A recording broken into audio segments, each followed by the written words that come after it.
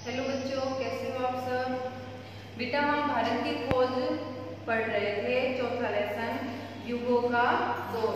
हम ये पढ़ रहे थे, कल हमने इसके 6 पॉइंट किए थे और आज हम 7 पॉइंट करेंगे और इस वीडियो में हम इस लेसन को फिनिश कर देंगे। ये लेसन हमारा कंप्लीट हो जाएगा। तो बेटा ये लेसन 4 है, युगों का दौर। तो हमने 6 पॉइंट पढ़े थे, आज हम 7 पॉइंट पढ़ते हैं। दक्षिण पूर्व एशिया में भारतीय उपनिवेश और संस्कृति। ये हमारा 7 पॉइंट है। दक्षिण पूर्व एशिया में भारतीय उपनिवेश और संस्कृति। इसमें रविंद्रनाथ ठाकुर जी ने कहा है, रविंद्रनाथ ठाकुर ने कहा है कि मेरे देश को, मतलब मेरा देश कौन सा देश हो गया बेटा? भारत। मेरे भारत को जानने के लिए उस युग की यात्रा करनी होगी जब भारत ने अपनी आत्मा को पहचानकर अपनी भौतिक सीमाओं का अतिक्रमण किया था। जिसमें रविंद्रनाथ ठाकुर कह रहे हैं कि मेरे देश को, मतलब भारत को जानने के लिए उस युग की यात्रा करनी होगी जब भारत ने अपनी आत्मा को पहचानकर भौतिक सीमाओं का अतिक्रमण किया था। हमें केवल बीते हुए समय में जाने की जरूरत नहीं है, बल्कि तन से नहीं तो मन से एशिया के विभिन्न देशों की यात्रा करने की जरूरत है। वो कह रहे हैं कि बीते हुए समय में जाने की जरूरत नहीं है, बल्कि तन से नहीं मन से विभिन्न देशों की यात्रा करने की जरूरत है। कौन से? हमारे भारत देश के लिए बोल रहे हैं रविंद्रनाथ ठाकुर, जहाँ भारत अनेक रूपों में अपना विस्तार किया हुआ है, मतलब अनेक रूपों में भारत देश फैला हुआ है। ईसा की पहली शताब्दी से लगभग 900 ईस्वी तक उपनिवेशीकरण के 4 प्रमुख लहरें दिखाई दी है। इसमें यहाँ भी लिखा है बेटा मैंने, ईसा की पहली शताब्दी से लगभग 900 ईस्वी तक उपनिवेशीकरण की 4 प्रमुख लहरें दिखाई पड़ती है। उसके बाद इनके बीच बीच में पूरब की ओर जाने वाले लोगों का सिलसिला अवश्य रहा होगा। इसमें जो पूरब की तरफ जो लोग जा रहे हैं उनका भी सिलसिला, मतलब कि आना जाना लगा रहा होगा। व्यापार ईसा पूर्व तीसरी और दूसरी शताब्दी में धीरे धीरे बढ़ गया। जो व्यापार था बेटा वो दूसरी और तीसरी और दूसरी शताब्दियों में धीरे धीरे बढ़ गया और इन साहसिक, व्यवसायिक और व्यापारिक के बाद धर्म प्रचारकों का जाना शुरू हो गया, क्योंकि यह समय अशोक के ठीक बाद का समय था। जो ये व्यापार धीरे धीरे बढ़ने लगा है, ये तीसरी और दूसरी शताब्दी में होने लगा है और ये अशोक के समय के बाद है ये। उसके बाद है संस्कृत की प्राचीन कथाओं से और यूनानी और अरबी दोनों में प्राप्त वृत्तांतों से पता लगता है कि भारत और सुदूर पूरब के देशों के बीच कम से कम ईसा की पहली शताब्दी में नियमित समुद्री व्यापार होता था। तो संस्कृति की प्राचीन कथाओं और यूनानी अरबी दोनों से मतलब हमें पता चलता है कि भारत और सुदूर पूरब के दोनों देशों के बीच में कम से कम ईसा की पहली शताब्दी में नियमित समुद्री, मतलब कि समुद्र से व्यापार होता था। उसके बाद बेटा हमारा एक पॉइंट है विदेशों पर भारतीय कला का प्रभाव। जो विदेशी है उस पर हमारे भारतीयों की कला का प्रभाव। इसमें देखिए बेटा, भारतीय सभ्यता ने विशेष रूप से दक्षिण पूर्वी एशिया के देशों में अपनी जड़ें जमाई हुई है। इस बात का प्रमाण आज वहाँ सब जगह मिलता है। जो हमारे भारतीयों की जो सभ्यता है वो दक्षिण पूर्वी एशिया में मतलब फैली हुई है। और अगर इस बात का प्रमाण हमें आज भी वहाँ पर मिलता है। इसमें है बेटा चंबा, अंकोर, श्रीविजय, बज्जापहित और दूसरे स्थानों पर संस्कृत के बड़े बड़े अध्ययन केंद्र थे। जो ये जगह है बेटा, इन पर संस्कृत के बड़े बड़े अध्ययन, मतलब कि ज्ञान प्राप्त करने के केंद्र हैं। वहाँ जिन राज्यों का उदय हुआ उनके शासकों के नाम विशुद्ध भारतीय और संस्कृत नाम है। जो उन राज्यों का उदय हुआ था, जो राज्य थे उनके जो शासक थे उनके नाम विशुद्ध भारतीय और संस्कृत नाम है। इसका अर्थ यह है कि वे विशुद्ध भारतीय थे, पर इसका अर्थ यह अवश्य है कि उनका भारतीयकरण किया गया था, उनका भारतीयकरण किया गया था बेटा। उसके बाद है भारतीय कविता और संगीत की तरह कला में भी कलाकार से यह उम्मीद की जाती थी कि वह प्रकृति की सभी मनोदशाओं में स्थापित करे। मतलब जो भारतीय कविता थी, संगीत कला थी, मतलब जो भी कला थी उसमें ये बताने की कोशिश की जाती थी कि हमारी जो सभ्यता है, हमारी जो प्रकृति की मनोदशा है उसको बताया जाए उन गीत और संगीत में बेटा, ताकि वह प्रकृति और विश्व के साथ मनुष्य के मूलभूत सामंजस्य की अभिव्यक्ति कर सके। भारत की विशेषता उसकी मूर्तिकला और स्थापत्य में है। भारत की जो विशेषता उसकी मूर्ति कला में है बेटा, वो मूर्ति हस्तशिल्प मतलब हाथों से कला करने में जो मूर्तियां बनाते थे उसमें है। जिस तरह चीन और जापान की विशेषता उनकी चित्रकला में है, जैसे चीन और जापान की विशेषता किसमें है? चित्रकारी में, वो चित्रकला करते हैं, पेंटिंग करते हैं बेटा।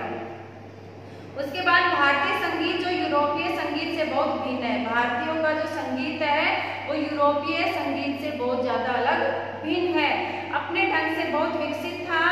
इस दृष्टि से भारत का बहुत विशिष्ट स्थान है, मतलब अपनी जगह वो बहुत ही विकसित है। भारतीय संगीत अपनी जगह बहुत ही विकसित है और संगीत के क्षेत्र में चीन और सुदूर पूर्व के अलावा उसने एशिया संगीत को बहुत दूर तक प्रभावित किया। जो हमारा भारतीय जो संगीत है उसने दूर दूर तक सभी को बहुत ही प्रभावित किया था। उसके बाद है भारतीय कला अपने आरंभिक काल में प्राकृतिकवाद से भरी है। जो भारतीयों की जो कला है वो स्टार्टिंग से ही प्राकृतिक से भरी हुई है, जो कुछ अंशों में चीनी प्रभाव के कारण हो सकता है। भारतीय कला के इतिहास की विभिन्न अवस्थाओं पर चीनी प्रभाव दिखाई पड़ता है। भारतीय की जो कला है, जो उसके इतिहास को हम देखते हैं तो उन पर जो उन्होंने जो कलाएं की है उस पर चीनी का प्रभाव मतलब चीन देश का प्रभाव दिखाई पड़ता है। 7वीं 8वीं शताब्दी में ठोस चट्टान को काटकर, मैंने यहाँ लिखा है बेटा, 7वीं 8वीं शताब्दी में ठोस चट्टानों को काटकर एलोरा की गुफाएं तैयार की गई थी। किसकी गुफाएं तैयार की गई थी बेटा? एलोरा की गुफाएं तैयार की गई थी। उसके बाद जिनके बीच में कैलाश का विशाल मंदिर है, कैलाश का विशाल मंदिर, इन गुफाओं के बीच में कैलाश का विशाल मंदिर है। यह अनुमान करना कठिन है कि इंसान ने इसकी कल्पना कैसे की होगी। मतलब ये चट्टानें काटकर एलोरा की गुफाएं बनाई थी और उसके बीच में कैलाश मंदिर है। तो इसमें नेहरू जी कह रहे हैं, क्योंकि कभी ये बुक किसने लिखी थी? नेहरू जी ने। तो वो कह रहे हैं कि इसकी कल्पना मतलब हम सोच नहीं सकते कि मनुष्य के दिमाग में ये सब चीजें कैसे आई होगी। उसके बाद बेटा एलिफेंटा की गुफाएं भी इसी समय की है। एलिफेंटा की जो गुफाएं है बेटा वो भी इसी समय की है। कौन से समय की? 7वीं 8वीं शताब्दी के समय की है, जहाँ प्रभावशाली और रहस्यमयी त्रिमूर्ति बनी हुई है, जो बहुत ही प्रभावशाली और रहस्यमयी मतलब राज से रहस्य से भरी हुई त्रिमूर्ति बनी है। दक्षिण भारत में महाबलीपुरम की इमारतों का निर्माण भी इसी समय में हुआ था। एलिफेंटा की गुफाओं में नटराज शिव की खंडित मूर्ति है। एलिफेंटा की गुफाओं में नटराज शिव की खंडित मूर्ति है। इसमें शिवजी है भगवान बेटा। इसमें शिवजी नृत्य मतलब नाचने की मुद्रा में खड़े हुए हैं और हैवेल का कहना है कि शत विशद अवस्था में यह मूर्ति भीमाकार शक्ति का मूर्त रूप है। भीमाकार शक्ति का रूप बताया है इसको, और इसकी कल्पना अत्यंत विशाल है। उसके बाद ब्रिटिश संग्रहालय में विश्व का सृजन और नाश करते हुए नटराज शिव की एक मूर्ति है। ब्रिटिश संग्रहालय जो है, ब्रिटिश में जो संग्रहालय है उसमें विश्व का सृजन और नाश करने वाले नटराज भगवान शिव की मूर्ति है। उसके बाद बेटा हमारा 9वां पॉइंट आता है भारत का विदेशी व्यापार। हमारे 8 पॉइंट बेटा कंप्लीट हो गए। हमारा 9 पॉइंट है भारत का विदेशी व्यापार। ईसवी सन के पहले 1000 वर्षों के दौरान भारत का व्यापार दूर दूर तक फैल गया था। मतलब ईस्वी सन के पहले 1000 वर्षों के दौरान भारत का व्यापार दूर दूर तक फैला हुआ था और बहुत से विदेशी बाजार पर भारतीय व्यापारियों का नियंत्रण था।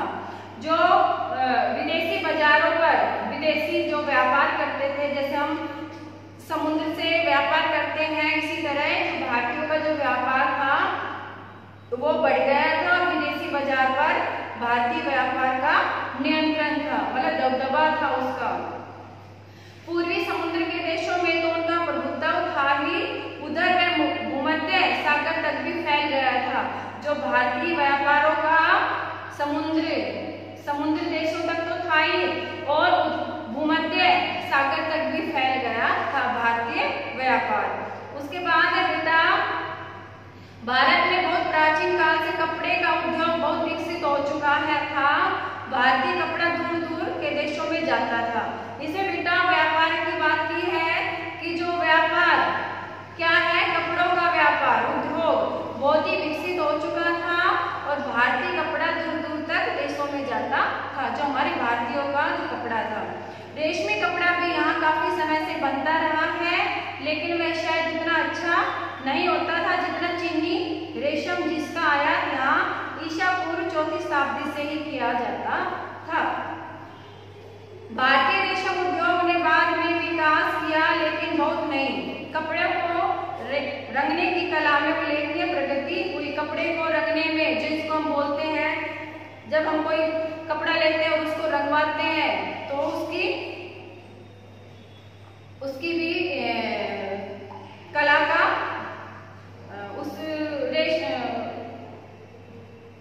तैयार करने के तरीके को खोजा गया कि इस कपड़े को कैसे इस पर दूसरा रंग चढ़ाया जाए। इनमें से एक नील का रंग था, जिसे अंग्रेजी में इंडिगो कहते हैं। नील का जो रंग है उसको इंडिगो कहते हैं और यह शब्द इंडिया से बना है।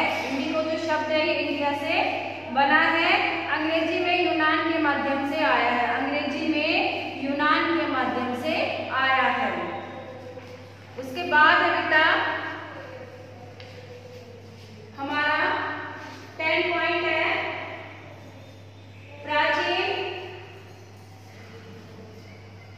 भारत में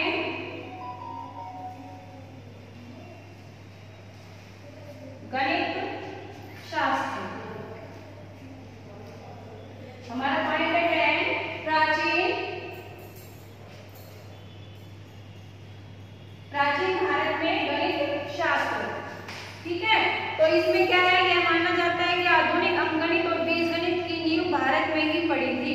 जो अब आप लोग पढ़ते हो अंकगणित और बीजगणित, इसकी जो नींव है, इसकी जो शुरुआत है वो हमारे भारत से ही हुई थी। गिनती के चौखटे का इस्तेमाल करने की फुअड पद्धति, रोमन और उसी तरह की संख्याओं के इस्तेमाल ने बहुत समय तक प्रगति में बाधा दी। जो मतलब कि गिनती के चौखटे का इस्तेमाल करने की, मतलब जो पहले जो हमारी जो पद्धति थी वो रोमन थी और बाद में हमने अपनी अंकगणित और बीजगणित की नींव रखी थी। उसके बाद है बेटा शून्याङ्क और स्थान मूल्य वाली दशमलव विधि को स्वीकार करने के बाद, ये बेटा आपके सारे मैथ में जो आते हैं दशमलव, शून्याङ्क, ये सब कुछ है। इसमें अंकगणित और बीजगणित में तेजी से विकास करने की दिशा में कपाट खुल गए थे। बीजगणित पर सबसे प्राचीन ग्रंथ ज्योतिर्विद आर्यभट्ट का है। जो इनके जो प्राचीन ग्रंथ है उसमें बीजगणित का वो आर्यभट्ट ने किया था, जिनका जन्म 427 ईसा पूर्व में हुआ था।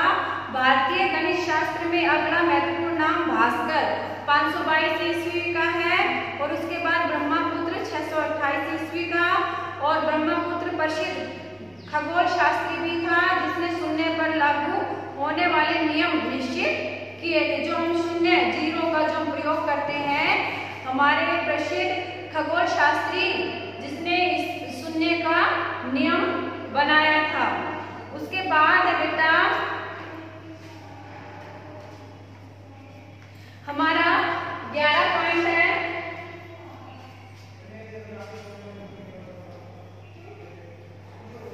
विकास और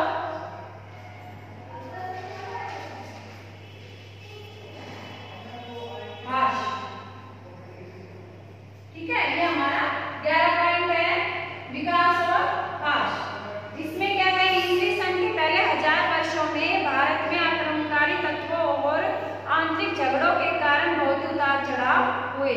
जो हमारे देश में बाहरी आक्रमण और आंतरिक मतलब अंदर होने वाले आक्रमण से बहुत ही उतार चढ़ाव होते रहे हैं, फिर भी यह समय ऊर्जा से उफनता और सभी दिशाओं में अपना प्रसार करते हुए कर्मठ राष्ट्रीय जीवन का समय रहा है। चाहे कैसे उतार चढ़ाव रहे, लेकिन हमारा देश फिर भी राष्ट्रीय जीवन का समय था। ये मतलब उन्होंने हार नहीं मानी थी। ईरान, चीन, यूनानी जगत, मध्य एशिया से उसका संपर्क बढ़ता है। उसके बाद स्वर्ण युग के समाप्त होने से पहले ही कमजोरी के लक्षण भी प्रकट होने लगते हैं। उत्तर पश्चिमी से गोरे हुनों के दल आते हैं और बार बार वापस खदेड़ दिए जाते हैं, किंतु धीरे धीरे वे उत्तर भारत में अपनी राह बना लेते हैं। उत्तर पश्चिम में जो गोरे हुने हैं, अभी मैंने पीछे पॉइंट में पढ़ाया था, उन्होंने दल बनाकर बार बार वो आते थे और उनको बार बार पराजित कर भगा दिया जाता था। कहाँ आते थे वो? उत्तर भारत में आते थे, लेकिन धीरे धीरे इन्होंने उत्तर भारत में अपनी जगह बना ली थी। इसके बाद बेटा इस कारण हर तरफ हाशु हुआ था, विचारों में, दर्शन में, राजनीति में, युद्ध की पत्ती में, बाहरी दुनिया के बारे में जानकारी और उसके संपर्क में, साथ ही क्षेत्रीयता के भाव बढ़ने लगे थे। भारत की अखंडता की अवधारणा के स्थान पर सामंतवाद और गिरोहबंदी की भावना बढ़ने लगी थी। इसके बावजूद जीवनी शक्ति और अद्भुत दृढ़ता बची हुई थी। इसके साथ लचीलापन एवं अपने को ढालने की क्षमता, इसलिए वह बचा रह सका, नए संपर्कों एवं विचारधाराओं का लाभ उठा सका और कुछ दिशाओं में प्रगति भी कर सका। लेकिन यह प्रगति अतीत के बहुत से अवशेषों से जकड़ी रही और बाधित होती रही थी। ये बेटा लेसन हमारा कंप्लीट हो गया है। हमारे 11 पॉइंट थे, 6 पॉइंट में पहली वीडियो में समझा चुकी थी बेटा। अगर अब भी कुछ समझ में नहीं आए तो बेटा पूछ सकते हो। धन्यवाद।